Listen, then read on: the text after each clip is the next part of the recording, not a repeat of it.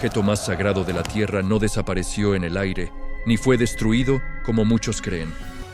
Existe un último día en la historia, una fecha exacta en las crónicas bíblicas, donde el Arca de la Alianza fue vista por última vez antes de convertirse en un enigma. ¿Cómo pudo el objeto que partía ríos y derribaba murallas ocultarse de los imperios más poderosos del mundo? Hoy descubriremos el último lugar donde fue resguardada y el enigma que la arqueología no ha podido resolver. Para comprender la magnitud de esta pérdida, es necesario entender qué era realmente el Arca de la Alianza y por qué su destino desvela a historiadores y teólogos por igual. Construida en el desierto del Sinaí bajo instrucciones divinas ultra específicas, no era una simple reliquia religiosa o un cofre para guardar tesoros. Era el objeto más sagrado del tabernáculo y posteriormente del Templo de Jerusalén.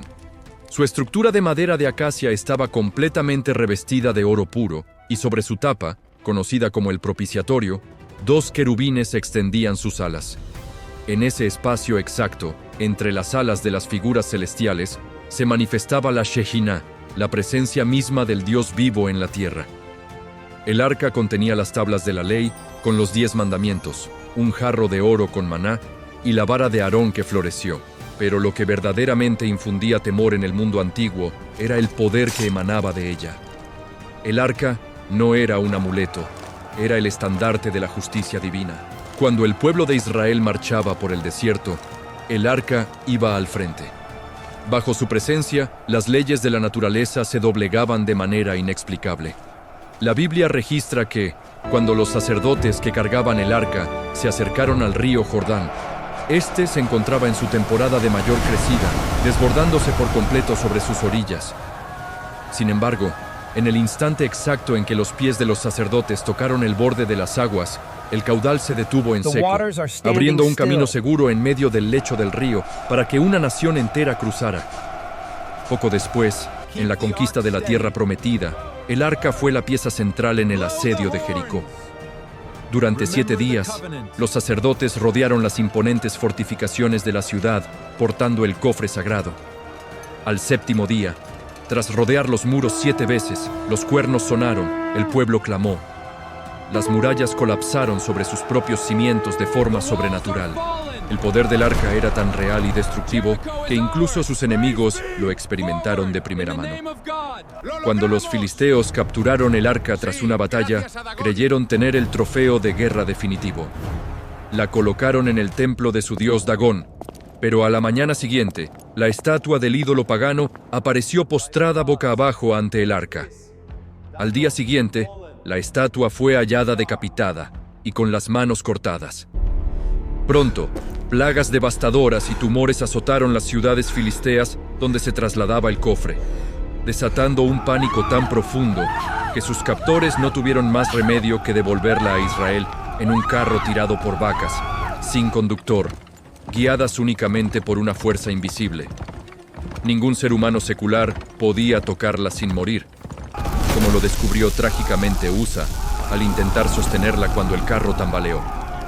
Este objeto, capaz de alterar el curso de imperios y dominar la naturaleza, era el centro del universo espiritual hebreo, y es precisamente este poder absoluto lo que hace que su posterior desaparición sea el misterio más desconcertante de la antigüedad.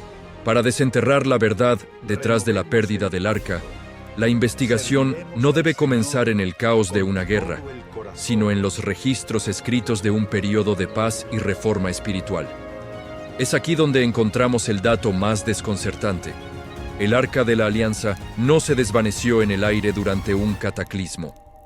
Existe un último día, una fecha exacta en las crónicas humanas, donde sabemos con total certeza que el objeto estaba resguardado en Jerusalén. Después de ese momento, las páginas de la historia oficial se cierran en un absoluto silencio. Este último rastro documental nos traslada de inmediato al año 621 a.C. En aquel tiempo, el reino de Judá estaba gobernado por el rey Josías, un monarca que asumió el trono a una edad muy temprana y que pasó a la historia por iniciar una de las reformas religiosas más drásticas y profundas de la nación. Durante las décadas anteriores, Jerusalén había caído en una profunda apostasía bajo el mandato de reyes idólatras, como Manasés, quienes llegaron al extremo de profanar el templo de Salomón, instalando altares paganos e imágenes talladas dentro del recinto sagrado. El lugar que había sido diseñado exclusivamente para la presencia del Dios vivo había sido completamente contaminado. Al iniciar las labores de restauración y purificación del templo, el rey Josías emitió un decreto que quedó registrado textualmente en el segundo libro de Crónicas, capítulo 35, versículo 3. El monarca se dirigió a los levitas y les dio una orden directa y sumamente extraña.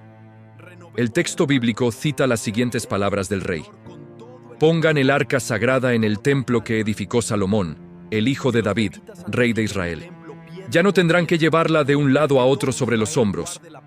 Ahora sirvan al Señor su Dios y a su pueblo Israel». Estas palabras, analizadas bajo una lupa histórica, exponen una realidad oculta que pocos logran notar a simple vista. Si el rey Josías tuvo que ordenar explícitamente que regresaran el arca al templo, significa que el objeto más sagrado de la nación ya no estaba en el lugar santísimo. ¿Dónde había estado todo ese tiempo? La hipótesis más sólida entre los investigadores señala que, durante los años de persecución y apostasía de los reyes anteriores, un grupo de sacerdotes fieles y levitas decidió sacar el arca en secreto del templo para protegerla de una inminente profanación pagana. La convirtieron en una reliquia nómada, ocultándola en refugios subterráneos o locaciones secretas fuera de los ojos del palacio, cargándola sobre sus hombros tal como lo hacían sus antepasados en los días del desierto. El decreto del rey Josías, en el año 621 a.C., devolvió el cofre de oro a la oscuridad segura, detrás del espeso velo del lugar santísimo. El templo volvió a ser su hogar oficial, y la paz pareció retornar a la ciudad de David. Sin embargo, lo verdaderamente impactante de este pasaje es que representa el cierre definitivo de su registro histórico. Esta orden real es la última vez que la Biblia menciona el Arca de la Alianza, estando en un lugar físico determinado. A partir de este decreto de retorno, el cofre de oro se sumerge en las sombras. Los textos posteriores continúan narrando las crónicas de los reyes, las profecías y los conflictos políticos de la región. Pero el arca pasa a ser un misterio. Nadie vuelve a escribir sobre ella. El silencio es total. La verdadera prueba de fuego para el misterio del arca ocurrió apenas 35 años después del decreto del rey Josías. En el año 586 a.C., las peores pesadillas de los profetas se materializaron en las puertas de Jerusalén. El ejército babilónico, bajo el mando implacable del rey Nabucodonosor II, sitió la ciudad santa. Tras meses de hambruna y resistencia desesperada, las defensas judías colapsaron. Los soldados orientales abrieron brecha en las murallas, desatando un escenario de destrucción absoluta. El templo de Salomón, la joya de la corona de la fe hebrea, fue saqueado sistemáticamente y quemado hasta quedar reducido a escombros y cenizas. Fue el golpe más devastador en la historia de la nación. En el mundo antiguo, el saqueo de un templo principal era el clímax de la victoria. Implicaba capturar los dioses del enemigo para exhibirlos en la capital del imperio vencedor. Los escribas de Babilonia y los propios autores bíblicos en el segundo libro de Reyes registraron con una precisión quirúrgica el botín de guerra confiscado por los vencedores. La lista descrita en las escrituras es asombrosamente minuciosa. Detalla cómo los babilonios rompieron las grandes columnas de bronce, se llevaron los calderos, las palas, las despabiladeras, los cucharones y todos los utensilios de oro y plata fina que se usaban en el servicio diario. Registraron hasta el peso exacto del metal precioso transportado. Sin embargo, en medio de este inventario tan detallado y exhaustivo, salta a la vista una omisión monumental. El Arca de la Alianza no se menciona ni una sola vez en los textos. Si los babilonios hubieran puesto sus manos sobre el cofre de oro puro, el objeto que representaba el corazón mismo del pueblo de Israel y la presencia de su Dios, habría sido catalogado como el trofeo supremo de Nabucodonosor. Habría encabezado los desfiles de victoria en Babilonia y figurado en las crónicas imperiales. Pero no hay el menor rastro de ella en los almacenes enemigos. Cuando los soldados extranjeros rasgaron el espeso velo y entraron al lugar santísimo, esperando encontrar la reliquia más valiosa de la tierra, ¿encontraron una cámara completamente vacía? ¿O el arca había sido retirada antes de que la primera antorcha tocara las puertas del templo? Existen dos posibilidades históricas para explicar este silencio. La primera es que el arca fue destruida o fundida por los soldados para repartirse el oro de forma individual. Una teoría que muchos descartan debido al estricto control que los oficiales de Nabucodonosor tenían sobre el botín real. La segunda posibilidad, y la más fascinante para la arqueología, es que cuando el ejército babilónico rodeó la ciudad, el arca ya no estaba allí. Alguien, anticipando el trágico destino de Jerusalén, se adelantó a los acontecimientos y la puso a salvo de las manos paganas, iniciando una de las búsquedas más intensas y misteriosas de todos los tiempos. El cofre de Dios no fue destruido por el fuego de Babilonia, sino que fue resguardado en las sombras de la tierra. Antes de pasar a las rutas secretas que tomó el arca, quiero que te detengas un segundo y dejes tu opinión abajo en los comentarios. ¿Crees que el arca fue escondida por los sacerdotes en pasadizos secretos bajo el mismo templo? ¿O crees que fue sacada de Jerusalén antes del asedio? Escribe bajo el templo o fuera de Jerusalén. Queremos leerte. Si el arca de la alianza no fue destruida por las llamas de Babilonia, ni trasladada como un trofeo de guerra a los templos paganos de Oriente, la gran pregunta que desafía a la arqueología moderna es: ¿dónde terminó el objeto más sagrado de la tierra? A lo largo de los siglos se han tejido innumerables leyendas y teorías, pero solo dos hipótesis poseen un trasfondo histórico y documental lo suficientemente sólido como para ser tomadas en serio por los investigadores de la fe. Ambas rutas nos conducen a escondites subterráneos y revelaciones antiguas que siguen vigentes hasta el día de hoy. La primera de estas rutas se encuentra justo debajo de las ruinas de la propia Jerusalén.